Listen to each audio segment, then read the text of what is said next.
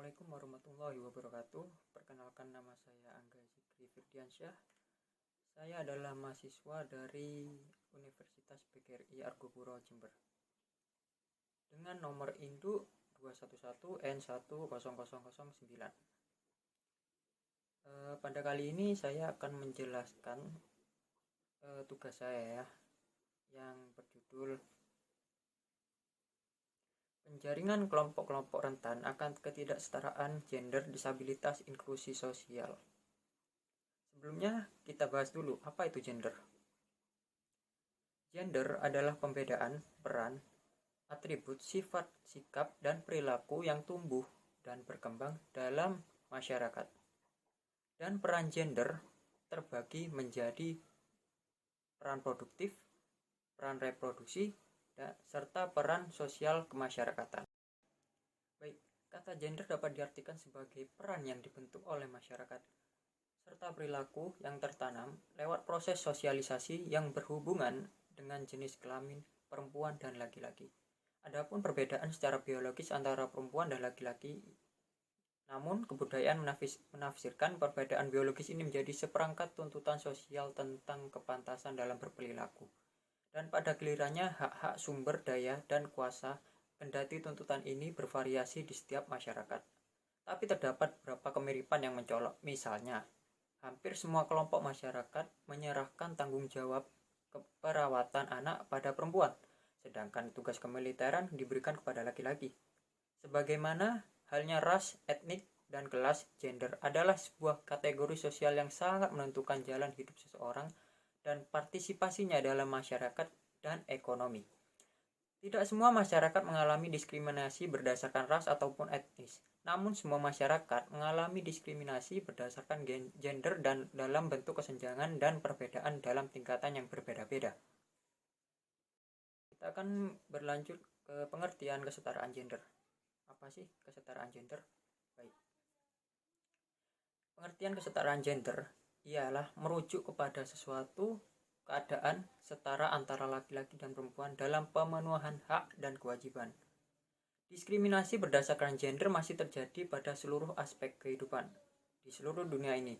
Ini adalah fakta meskipun ada kemajuan yang cukup pesat dalam kesetaraan gender dewasa ini. Sifat dan tingkat diskriminasi sangat bervariasi di berbagai negara ataupun wilayah. Nah, tidak ada satu wilayah pun di negara dunia ketiga di mana perempuan telah menikmati kesetaraan dalam hak-hak hukum, sosial, dan ekonomi. Kesenjangan gender dalam kesempatan dan kendali atas sumber daya, ekonomi, kekuasaan, dan partisipasi politik terjadi di mana-mana. Perempuan dan anak perempuan menanggung beban paling berat akibat ketidaksetaraan yang terjadi. Namun pada dasarnya ketidaksetaraan itu merugikan semua orang. Kita akan membahas disabilitas. Pengertian disabilitas sendiri adalah setiap orang yang mengalami keterbatasan fisik, intelektual, mental, dan atau sensorik dalam jangka waktu lama yang dalam berinteraksi dengan lingkungan dapat mengalami hambatan dan kesulitan untuk berpartisipasi secara penuh dan efektif dengan warga negara lainnya. Itu adalah disabilitas. Kemudian ada inklusi sosial. Ya, ini adalah proses membangun hubungan sosial dan menghormati keberagaman individu maupun komunitas sehingga mereka dapat berpartisipasi penuh dalam hidup masyarakat. Baik, kita akan menuju ke pokok pembahasan. Yang pertama yaitu ketidakadilan gender. Mengapa sih ada ketidakadilan gender? Dan apa contoh ketidakadilan gender tersebut? Dan siapa saja kelompok yang rentan terhadap ketidakadilan gender? Baik, ketidakadilan gender merupakan perbedaan peran dan fungsi antara laki-laki dan perempuan atau yang lebih tinggi dikenal dengan perbedaan gender yang terjadi di masyarakat tidak menjadi suatu permasalahan sepanjang perbedaan tersebut tidak mengakibatkan diskriminasi atau ketidakadilan. Patokan atau ukuran sederhana yang dapat digunakan untuk mengukur apakah perbedaan gender itu menimbulkan ketidakadilan atau tidak. Bentuk ketidakadilan gender yang pertama yaitu ada stereotip. Dan stereotip itu adalah semua bentuk ketidakadilan gender di atas sebenarnya berpangkal pada satu sumber kekeliruan yang sama, yaitu stereotip gender laki-laki dan perempuan. Stereotip itu sendiri berarti pemberian citra baku atau label atau cap kepada seseorang atau kelompok yang didasarkan pada suatu anggapan yang salah atau sesat. Pelabelan umumnya dilakukan dalam dua hubungan atau lebih dan seringkali digunakan sebagai alasan untuk membenarkan suatu tindakan dari satu kelompok atas kelompok yang lainnya. Pelabelan juga menunjukkan adanya relasi kekuasaan yang timpang atau tidak seimbang yang bertujuan untuk menaklukkan atau menguasai pihak lain, sehingga pelabelan negatif juga dapat dilakukan atas dasar anggapan gender. Namun seringkali pelabelan negatif ditampakkan kepada contoh perempuan. Perempuan dianggap cengeng. Yang kedua, perempuan tidak rasional, emosional. Ketiga, perempuan tidak bisa mengambil keputusan penting. Dan keempat, perempuan sebagai ibu rumah tangga dan pencari nafkah tambahan. Nah, jadi contoh yang paling rentan banyak pada perempuan. Baik, bentuk ketidakadilan gender yang kedua yaitu kekerasan. Kekerasan atau violence merupakan tindak kekerasan baik fisik maupun non-fisik yang dilakukan oleh salah satu jenis kelamin atau sebuah institusi keluarga, masyarakat atau negara terhadap jenis kelamin lainnya. Peran gender telah membedakan karakter perempuan dan laki-laki. Perempuan dianggap feminis dan laki-laki maskulin. Karakter ini kemudian mewujud dalam ciri-ciri psikologis seperti laki-laki dianggap gagah, kuat, berani, dan sebagainya. Sebaliknya, perempuan dianggap lembut, lemah, penurut, dan sebagainya. Sebenarnya tidak ada yang salah dengan pembedaan itu, namun ternyata pembedaan karakter tersebut melahirkan tindak kekerasan. Dengan anggapan bahwa perempuan itu lemah, itu diartikan sebagai alasan untuk diperlakukan semena-mena berupa tindakan kekerasan. Contoh 1. Kekerasan fisik maupun non-fisik yang dilakukan oleh suami terhadap istrinya di dalam rumah tangga. Yang kedua, pemukulan, penyiksaan, dan perkosaan yang mengakibatkan perasaan tersiksa dan tertekan. Yang ketiga, pelecehan seksual. Yang keempat, eksploitasi seks terhadap perempuan dan pornografi. Dan selanjutnya ada beban ganda atau double burden, yang artinya beban pekerjaan yang diterima salah satu jenis kelamin lebih banyak dibandingkan jenis kelamin lainnya. Peran reproduksi perempuan seringkali dianggap peran yang statis dan permanen, walaupun sudah ada peningkatan jumlah perempuan yang bekerja di wilayah publik, namun tidak diiringi dengan berkurangnya beban mereka di wilayah domestik. Upaya maksimal yang dilakukan mereka adalah mensubstitusikan pekerjaan tersebut kepada perempuan lain seperti pembantu rumah tangga atau anggota keluarga perempuan yang lainnya. Namun demikian, tanggung jawabnya masih tetap berada di pundak perempuan. Akibatnya mereka mengalami beban yang berlipat ganda. Lalu yang terakhir ada marginalisasi, yang artinya suatu proses peminggiran akibat perbedaan jenis kelamin yang mengakibatkan kemiskinan. Banyak cara yang dapat digunakan untuk memarginalkan seseorang atau kelompok. Salah satunya adalah dengan menggunakan asumsi gender. Misalnya dengan anggapan bahwa perempuan berfungsi sebagai pencari nafkah tambahan. Maka ketika mereka bekerja di luar rumah atau sektor publik, seringkali dinilai dengan anggapan tersebut. Jika hal tersebut terjadi, maka sebenarnya telah berlangsung proses pemiskinan dengan alasan gender. Contoh 1. Guru TK, perawat, pekerja konveksi, buruh pabrik, pembantu rumah tangga dinilai sebagai pekerja rendah, sehingga berpengaruh pada tingkat gaji atau upah yang diterima. Yang kedua, masih banyaknya pekerja perempuan di pabrik yang rentan terhadap PHK dikarenakan tidak mempunyai ikatan formal dari perusahaan tempat bekerja karena alasan gender seperti pencari nafkah tambahan, pekerja sambilan, dan juga alasan faktor reproduksinya seperti menstruasi, hamil, dan melahirkan dan menyusui. 3. Perubahan dari sistem pertanian tradisional kepada sistem pertanian modern dengan menggunakan mesin-mesin traktor telah marginalkan pekerja perempuan. Itu adalah contoh. Yang ketiga dan yang keempat tadi adalah beban ganda, dan yang terakhir marginal. Itu adalah contoh-contoh ketidakadilan gender atau yang disebut bentuk-bentuk ketidakadilan gender. Baik, kita akan menuju ke pokok pembahasan yang kedua, yaitu tentang disabilitas. Jenis-jenis disabilitas dan kelompok-kelompok yang rentan terhadap disabilitas. Baik, jenis-jenis penyandang disabilitas menurut Undang-Undang Nomor 4 Tahun 1997 tentang penyandang cacat, penyandang disabilitas dikategorikan menjadi 3 jenis, yaitu sebagai berikut. Yang pertama, cacat fisik. Cacat fisik adalah kecacatan yang mengakibatkan gangguan pada fungsi tubuh, antara lain gerak tubuh, penglihatan, pendengaran, dan kemampuan berbicara. Cacat fisik antara lain A. Yang pertama cacat kaki, cacat punggung, cacat tangan, dan cacat jari, serta cacat-cacat yang lainnya seperti cacat bicara, cacat tubuh seperti tuna daksa yang berasal dari kata tuna yang berarti rugi atau kurang, sedangkan daksa berarti tumbuh. Jadi tuna daksa ditujukan bagi mereka yang memiliki anggota tubuh yang tidak sempurna. Cacat tubuh dapat digolongkan menjadi berikut. Menurut sebab cacat adalah cacat sejak lahir, disebabkan oleh penyakit, disebabkan oleh kecelakaan, dan disebabkan oleh perang. Menurut jenis cacatnya adalah putus atau amputasi tungkai dan lengan, serta sendi dan yang lain-lain. Dan yang termasuk pada cacat tubuh ortopedi adalah paraplegia. Yang kedua, cacat mental, yaitu cacat mental adalah kelainan mental dan atau tingkah laku baik cacat bawaan maupun akibat dari penyakit antara lain. Yang pertama, retardasi mental, gangguan psikiatrik, fungsional, alkoholisme, gangguan mental organik, dan epilepsi. Cacat ganda atau cacat fisik dan mental.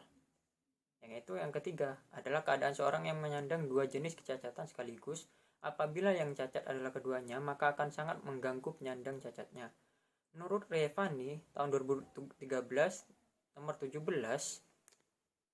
penyandang disabilitas dibagi menjadi beberapa jenis. Yang pertama itu disabilitas mental.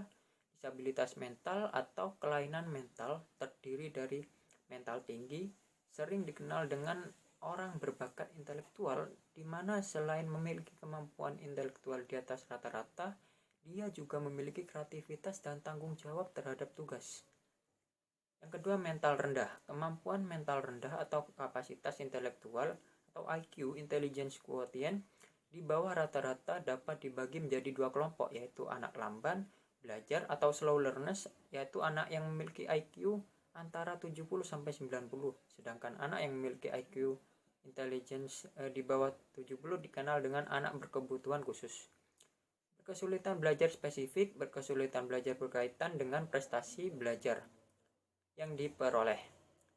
Kemudian ada disabilitas fisik. Disabilitas fisik atau kelainan fisik terdiri dari kelainan tubuh atau tunadaksa. Tunadaksa adalah individu yang memiliki gangguan gerak yang disebabkan oleh kelainan neuromuskular dan struktur tulang yang bersifat bawaan, sakit atau akibat kecelakaan, kehilangan organ tubuh, polio, dan lumpuh. Seperti yang tadi itu. Kelainan indera penglihatan atau tunanetra adalah suatu individu yang memiliki kehambatan dalam penglihatan. Tunanetra dapat diklasifikasikan ke dalam dua golongan, yaitu buta, total blind, dan low vision. Kelainan pendengaran atau tunarungu adalah individu yang memiliki hambatan dan dalam pendengaran baik permanen maupun tidak permanen. Karena memiliki hambatan dalam pendengaran, individu tunarungu memiliki hambatan dalam berbicara sehingga mereka biasa disebut tunawicara. Kelainan bicara. Tunawicara. Tunawicara adalah seseorang yang mengalami kesulitan dalam mengungkapkan pikiran melalui bahasa verbal sehingga sulit bahkan tidak dapat dimengerti oleh orang lain. Kelainan bicara ini dapat dimengerti oleh orang lain.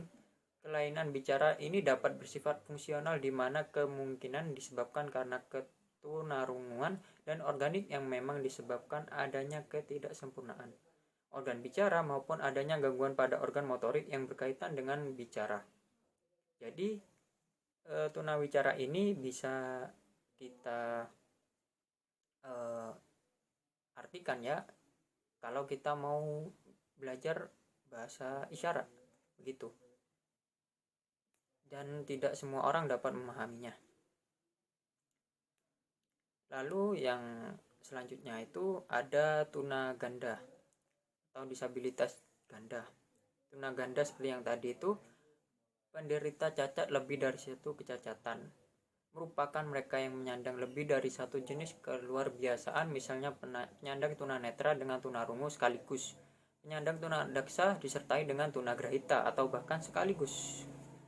Begitu. Contoh kelompok yang rentan terhadap disabilitas, yang pertama itu ada ibu yang sedang hamil. Kenapa? Karena dalam kandungannya terdapat bayi yang harus dia jaga agar tidak menimbulkan disabilitas ketika lahir nanti. Seperti contoh, dia harus memakan makanan yang bergizi sehingga anaknya nanti bisa lahir dengan sehat. Untuk kelompok yang kedua yang rentan terhadap disabilitas adalah seperti pembalap atau olahragawan, seperti pemain sepak bola. Mengapa?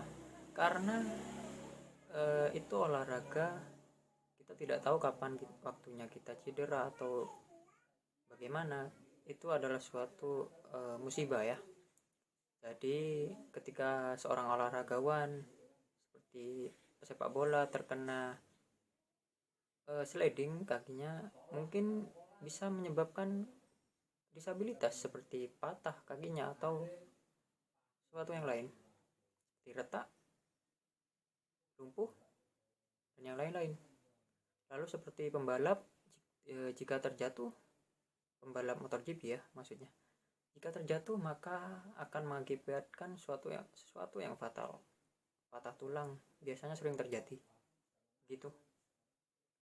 Baik, untuk yang terakhir yaitu inklusi sosial. Saya tidak bisa menjelaskan banyak untuk inklusi sosial.